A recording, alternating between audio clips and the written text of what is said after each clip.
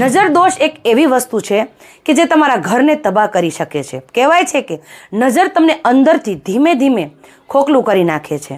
નજર એક એવી વસ્તુ છે કે પથ્થરને પણ ભાંગી તોડી નાખે છે.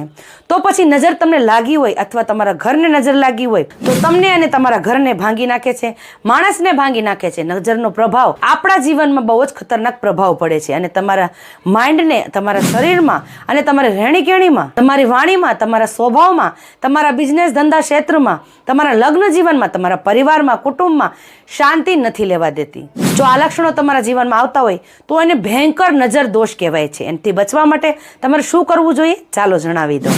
તમારે 21 લીંબુ લેવાના છે અને ટાચણી લેવાની છે.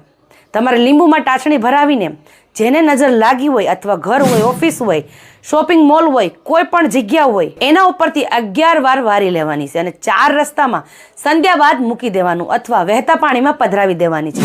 પાછા ઘર તરફ તમે આવો છો ત્યારે તમારે ફરીને નથી જોવાનું. ઘરમાં આવી જાઓ છો ત્યારબાદ ઘરની બહારથી અંદર સુધી ગંગાજળ જરૂરથી છાંટજો. તમારા ઘરમાં રહેલી નકારાત્મક શક્તિ, તમારા શરીરમાં રહેલી નકારાત્મક શક્તિથી તમને મુક્તિ મળશે. અને આ ઉપાય કર્યા બાદ સર્વપ્રથમ તમારા માઇન્ડમાં તમને શાંતિ મળશે. ત્યારબાદ મન અને શરીરમાં શાંતિ પ્રાપ્ત થશે. તો આ ઉપાય જ્યારે તમને જરૂર પડે ત્યારે કરી શકો છો અને વિડીયોને શેર જરૂરથી કરી દેજો, તેથી આ વિડીયોની માહિતી બધા પાસે પહોંચી શકે. અને અંતમાં જય માતાજી લખવાનું ભૂલતા નહીં.